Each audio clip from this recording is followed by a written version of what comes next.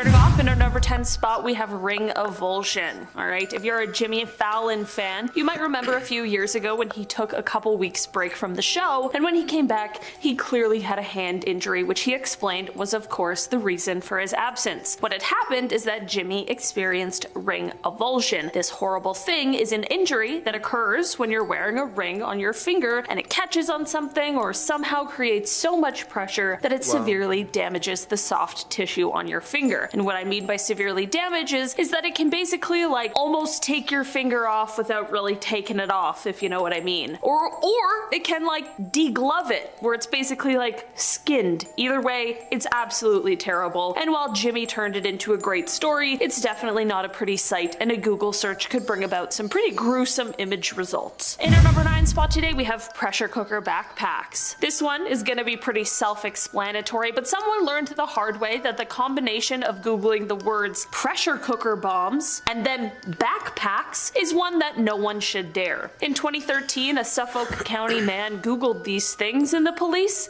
later showed up to his house. I mean, yeah, it's definitely a strange combination of things to Google.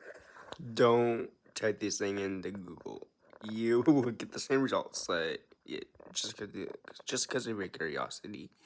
After the other, but in case it isn't just a coincidence, I'm glad someone is looking out for these kinds of things. In the end, after some investigation, the police were able to determine that there was no threat and that the man was just feeling a little curious that day. Sure, he also learned a very valuable lesson and likely regrets his search history. In our number 8 spot today, we have insider trading. Listen, I don't know anything about trading or stocks or anything like that, but I have learned to never Google the words insider trading in an international account. Someone else made this mistake and ended up paying the consequences. Back in July of 2017, MIT researcher Fei Yan ended up being arrested after he Googled that phrase and then allegedly purchased a bunch of stock. The arresting charges were 3 counts of fraud because federal prosecutors claimed that this stock that was purchased made him $120,000 in illegal profits. Apparently, this guy was using information that was obtained through his spouse's job, which gave illegal insight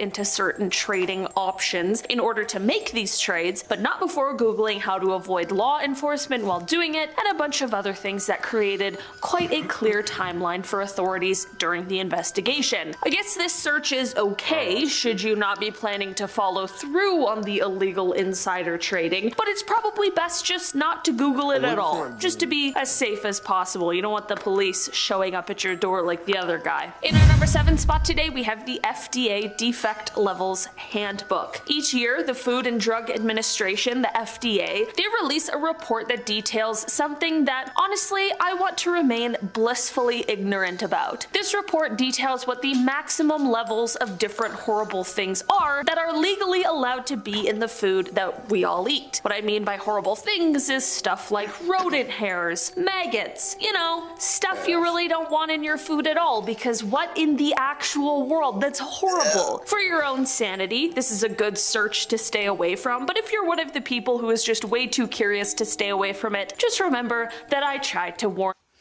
Well, if you want to protect your health, then you should look at it. And then pick the ones that you can eat. Without, like... I love my baby. But yeah, that's pretty weird shit. I'm not planning to watch these too long, like...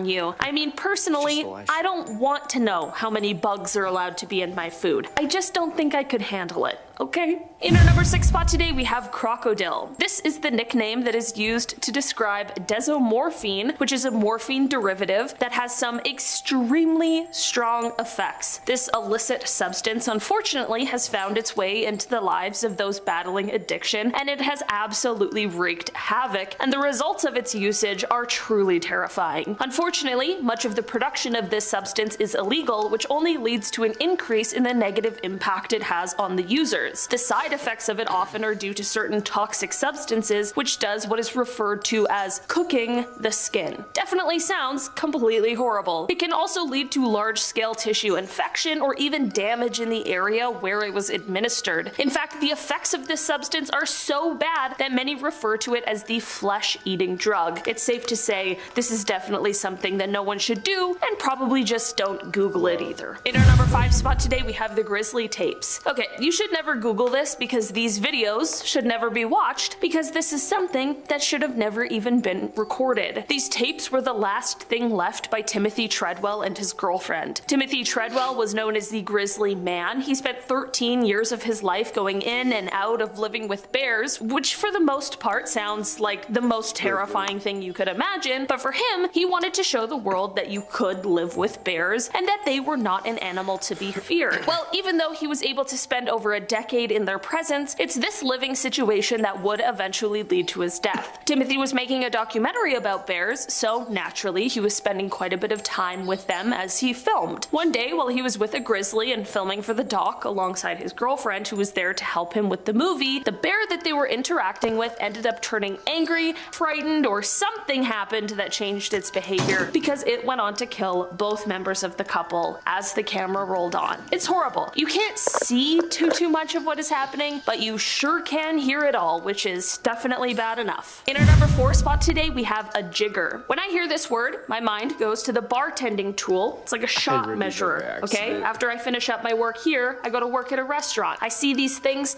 every week. They're my friend. If you were interested in perhaps purchasing some new barware, however, be careful with your search when using this term. While the tool is all fine and well, a jigger flea is nightmare fuel. These little insects with the same name as the trusty tool like to burrow into skin where they then lay eggs. Yeah, definitely don't want any images of that coming up in your search. I'm just trying to look out for you, really.